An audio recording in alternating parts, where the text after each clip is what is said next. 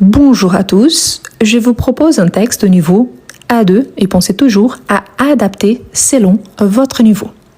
Qu'est-ce qu'on a comme consigne?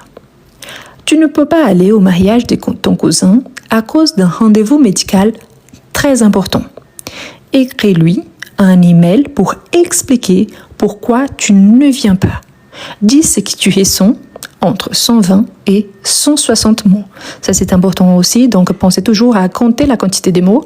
Pourquoi? Parce qu'ici, on a une quantité minimale et maximale, c'est-à-dire que si j'écris moins de ce qui m'a été demandé, je suis pénalisé, et plus également. D'accord? Pardon. Donc là, on va faire notre texte et on écrit quoi, y a qui. Donc, on écrit à notre cousin, parce que c'est son mariage. Et qu'est-ce que je vais écrire? Un message, plus spécifiquement un email, pour expliquer pourquoi tu ne viens pas. Et surtout, dis ce que tu ressens. Quelles sont tes impressions par rapport à cela. Donc ici, on envoie un email. Quand on envoie un email, normalement, on commence par le titre, l'objet de ces mails-là. Les titres, ils ne sont pas forcément obligatoires, mais c'est bien pour attirer l'attention de notre lecteur. Dans ce cas-là, notre cousin. Donc, je peux commencer par le titre. Donc, je dis comme ça, je suis désolée. Moi, en tant que femme, j'ajoute la marque du féminin. Vous, si vous êtes un homme, il n'y a pas besoin de la marque du féminin. Donc, je suis désolée de ne pas pouvoir venir. Ça, c'est mon titre. Ici, il y a un aspect très, très intéressant. En français, on a une règle qui est quand on a une négation, on lit toujours le premier verbe conjugué. Et ici, on a le verbe pouvoir et ensuite, on a le verbe venir. Pouvoir, c'est un verbe semi-auxiliaire, c'est-à-dire qu'il a besoin d'un deuxième verbe pour avoir un sens complet. Sauf que dans mon titre, le verbe pouvoir, il n'est pas conjugué, il est à l'infinitif. Et qu'est-ce que la grammaire me dit par rapport à ça? Elle me dit que quand j'ai un verbe à l'infinitif et que je nie ce verbe-là, c'est-à-dire que j'ai la forme négative de ce verbe, je mets la négation avant le verbe. D'accord? Donc, je suis désolée de ne pas pouvoir venir. Donc, la négation, elle vient ensemble ici. Ensuite, le verbe à l'infinitif et le deuxième verbe principal. D'accord? Donc, ça, c'est une règle de grammaire. Bien, ça, c'est mon titre. Je vais commencer mon texte. Donc, j'écris à qui? À mon cousin. Ici, je peux commencer mon texte de plusieurs façons différentes. Je peux le saluer, je peux utiliser un surnom, s'il en a. Et je peux commencer, par exemple, par « cher cousin ». Je pourrais remplacer cousin par son prénom, bien sûr. Il a un surnom, oui, il n'y a aucun souci. Mais là, c'est juste une façon de commencer mon texte. Donc, « cher cousin ». Ensuite, je commence le message directement. Donc, je t'écris du verbe écrire, je t'écris ce message. Ah, je n'aime pas ce message. Je peux enlever et laisser juste je t'écris. Oui, c'est possible. Pensez toujours que j'ai besoin entre 120 et 160 mots. Donc, si vous avez des difficultés à bien développer un texte, plus vous gagnez des mots au départ, plus ça sera facile vers la fin du texte quand vous allez faire la conclusion. D'accord? Donc, pensez aussi aux détails. Donc, je t'écris ce message avec beaucoup. Ici, je ne vais pas réussir tout écrire, sinon je vais dépasser la ligne. En français, on sépare selon les sons. Donc, beaucoup, on a deux sons différents. Donc, ici, coup vient en bas. Mais c'est le même mot, d'accord? Beaucoup. Donc, je t'écris ces messages avec beaucoup de quelque chose, dans ce cas-là, tristesse. J'imagine que si mon cousin il est en train de lire ces textes, il imagine déjà les sujets. Pourquoi? Parce que j'ai le titre qui me dit que je ne peux pas venir. Donc, c'est ça que je vais essayer d'expliquer. Donc, je viens d'avoir confirmation la confirmation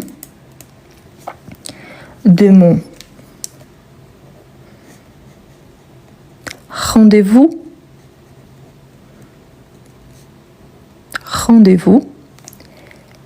médical. Ici, la même chose, pour ne pas dépasser la ligne. Je vais séparer, donc médical. Donc ici, c'est la dernière syllabe. Le même jour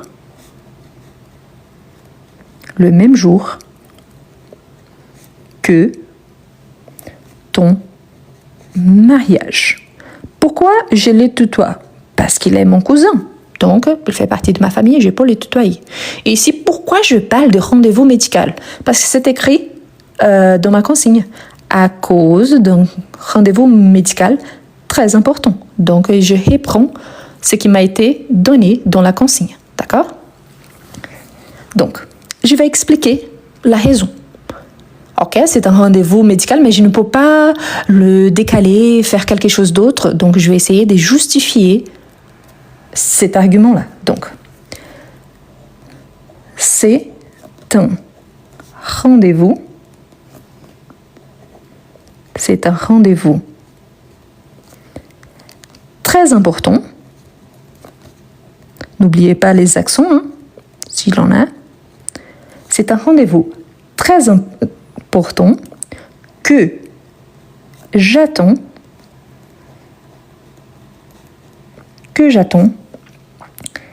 depuis des mois. C'est-à-dire que ça faisait longtemps que je l'attendais et que maintenant, j'ai cette confirmation. Mais là, je peux encore ajouter, justement parce qu'il va me demander, mais pourquoi tu ne décales pas ce rendez-vous-là? Donc, je peux dire, par exemple, au lieu des points ici, je peux ajouter une virgule et dire « et je ne peux pas » du verbe « pouvoir », ce qui me donne cette impossibilité, je ne peux pas, c'est la forme négative, le reporter. Reporter et décaler, dans ces contextes, ils sont des synonymes. Reporter, c'est-à-dire changer la date pour une date soit avant, soit après. Le reporter. Donc, je peux ajouter encore. Il parle de « dis ce que tu ressens ». Donc ici, il me demande aussi de parler de mes impressions, de mes sentiments. Donc, j'ajoute « je suis vraiment déçue ». Moi, je suis une femme, n'est-ce pas? Donc ici, déçue, masculin, j'ajoute la marque du féminin. La prononciation ne change pas, mais à l'écrit, il faut ajouter la marque du féminin. Je suis vraiment déçue. Pourquoi? Donc, car j'avais très envie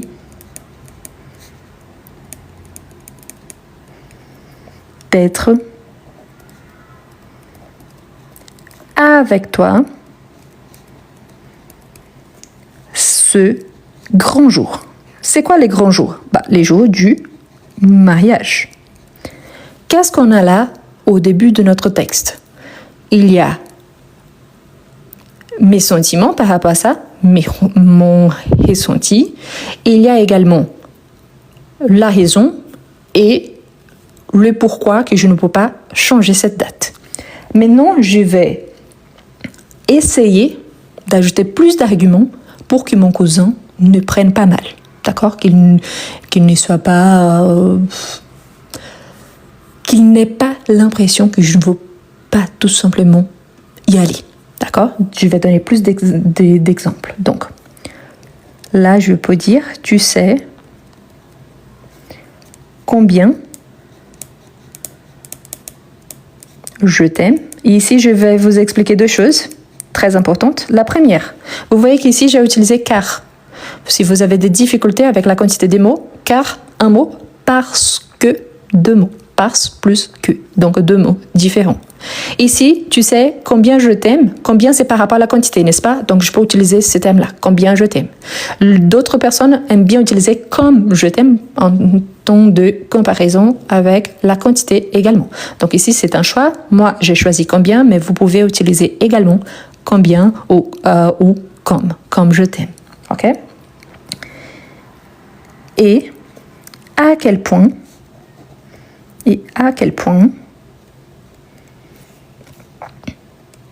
je suis heureuse car je suis une femme, un homme, je suis heureux. Si vous avez des difficultés, content, contente, ravi avec la marque du féminin, ce sont aussi des synonymes par rapport à cet adjectif. Donc, heureuse pour toi. Pourquoi heureuse pour toi? Parce qu'il va se marier. Donc, on parle de son mariage. Et en plus, on peut ajouter également cette expression que je vais utiliser ici, elle est très usuelle en fait, mais pour certains, c'est encore difficile. Pourquoi? Je vais utiliser le conditionnel passé. Donc, parfois, au niveau A2, on n'a pas vraiment cette notion-là, mais juste pour montrer que c'est quelque chose d'usuel au quotidien. Donc, j'aurais aimé. Donc ici, c'est un temps verbal qu'on appelle conditionnel passé. Mais bref, vous pouvez remplacer pour une autre expression. Donc, j'aurais aimé partager ce moment avec toute la famille. En fin de compte, il s'agit de mon cousin, toute la famille. Et ici, je peux dire, c'est quoi ces moments exactement? Donc, je peux ajouter quelques verbes pour montrer ça, comme par exemple, rire, parce qu'on rit bien quand on est en famille. Danser, car il s'agit d'une fête. Danser. Et fêter. Fêter ton bonheur. Bonheur, c'est un synonyme de joie. OK? Fêter ta joie, ton bonheur. Voilà.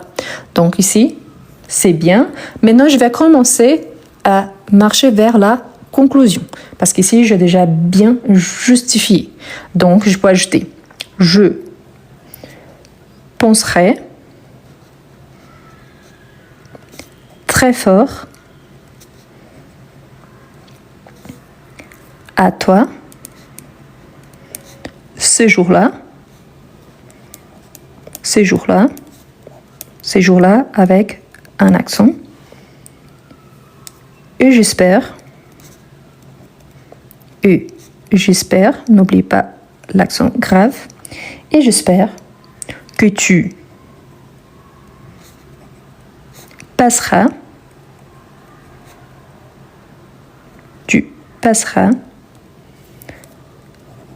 une journée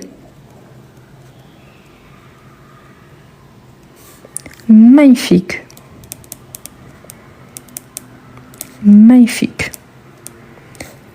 pleine d'amour, pleine. Donc, je vais faire d'amour, je vais écrire dans la page suivante. N'oubliez pas que mon texte, il a besoin entre 120 et 160 mots. Donc, après, je reviens pour vous expliquer ce que je fais au long de ce dernier paragraphe. Ne vous inquiétez pas. Donc, pleine. Je vais prendre une feuille ici. Je prends comme ça. Pleine d'amour. Quoi d'autre qu'on peut dire? Attends, parce que je vais relire ce que j'avais écrit. Donc, je penserai très fort à toi ces jours-là et j'espère que tu passeras une journée magnifique, pleine d'amour et de joie. Donc ici, d'une certaine façon, ce sont mes vœux pour ces jours-là. Ok? C'est que je le souhaite en fait. J'espère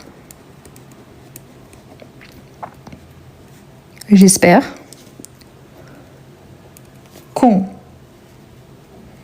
pourra se voir bientôt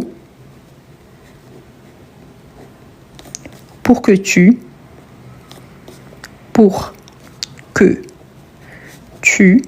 me racontes tout quoi? La cérémonie, les jours du mariage lui-même, c'est que c'est passé avant, pendant, après. Les jours du mariage lui-même, c'est que c'est passé avant, pendant, après. Donc, il va me raconter. Et pourquoi j'espère qu'on pourra se voir bientôt? Parce qu'il suit mon cousin. Il comprend la situation, il va bien accepter et on pourra prendre rendez-vous. S'il ne comprend pas très bien, donc là, peut-être il n'aura pas envie de prendre rendez-vous avec moi et par conséquent, on ne se verra pas. C'est aussi une possibilité. Donc, je peux dire ici, encore, toutes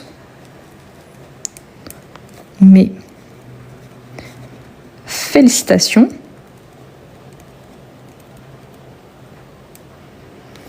à vous deux. Pourquoi? Parce que s'il va se marier, il y a un couple, n'est-ce pas? Il y a une deuxième personne. À vous deux. Donc ici, je peux dire par exemple, avec toute mon affection. Oui, le mot affection, c'est un mot féminin, sauf qu'il commence par voyelle. Donc même quand un mot il est féminin, s'il commence par voyelle, on utilise les possessifs mon pour faire la liaison. Toute mon affection, ok? Sinon, ici, il fait l'accord au féminin, mais ici, j'ai besoin du masculin pour faire la liaison. Qu'est-ce qu'on a au long de notre texte? Donc, où est le texte? Je suis désolée parce que j'ai tout le papier ici sur la table et parfois ça arrive. Bien. Quel était l'objectif? Qu'est-ce que je fais? Ce que j'ai utilisé. Donc, je suis désolée de ne pas pouvoir venir, comme je vous ai expliqué. Si j'ai un verbe à l'infinitif, je mets la négation tout entière avant le verbe. Cher cousin, car je parle directement à mon cousin, vous pouvez utiliser également mon frère, son prénom ou son surnom directement, il n'y a pas de souci. Donc, je t'écris ces messages avec beaucoup de tristesse. C'est une introduction que vous pouvez remplacer ou même pas enlever, mais c'est bien pour gagner quelques mots. Donc, je viens d'avoir la confirmation de mon rendez-vous médical le même jour que ton mariage. C'est un rendez-vous très important que j'attends depuis des mois et je ne peux pas le reporter. Je suis vraiment déçue car j'avais très envie d'être avec toi ces grands jours.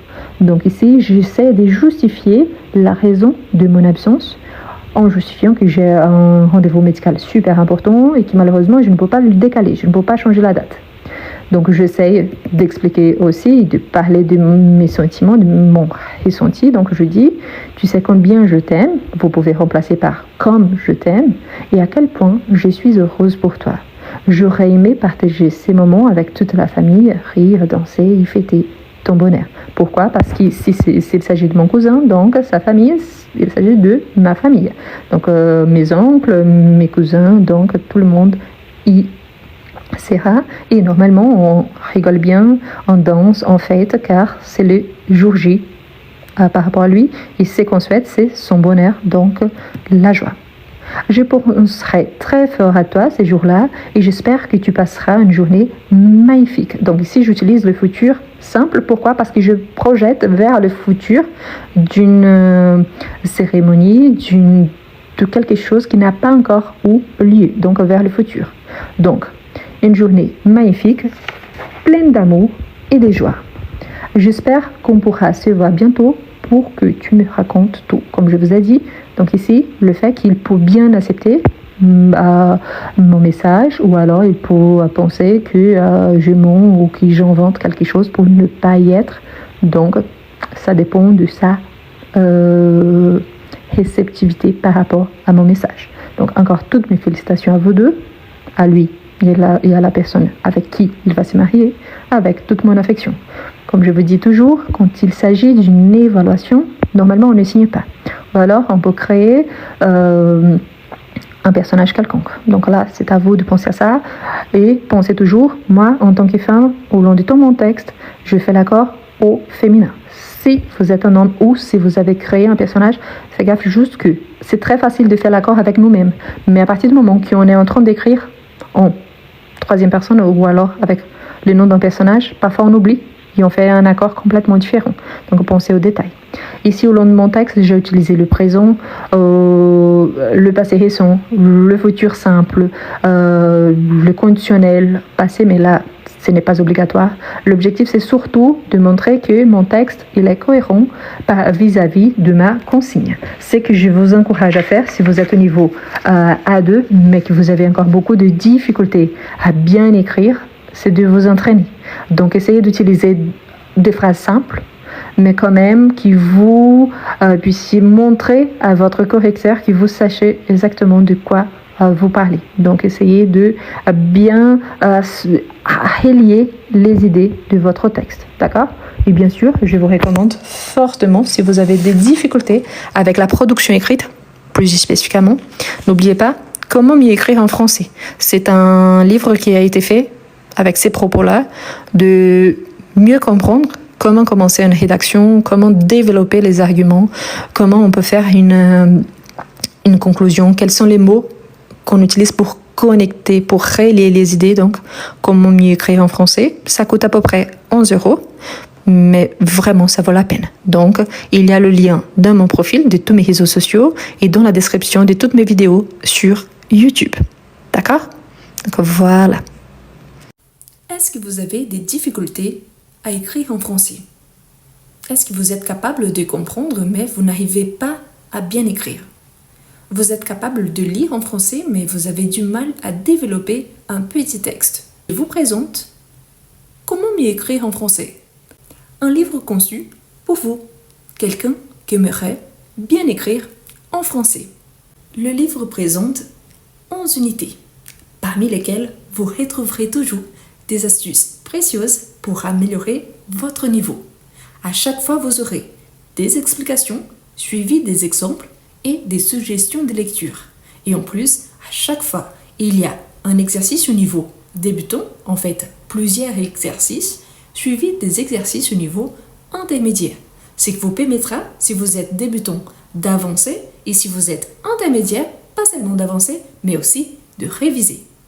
Voilà les liens pour acquérir votre livre. Vous pouvez copier-coller sur votre page de recherche et vous pouvez le trouver aussi dans le premier commentaire et dans la description de cette vidéo.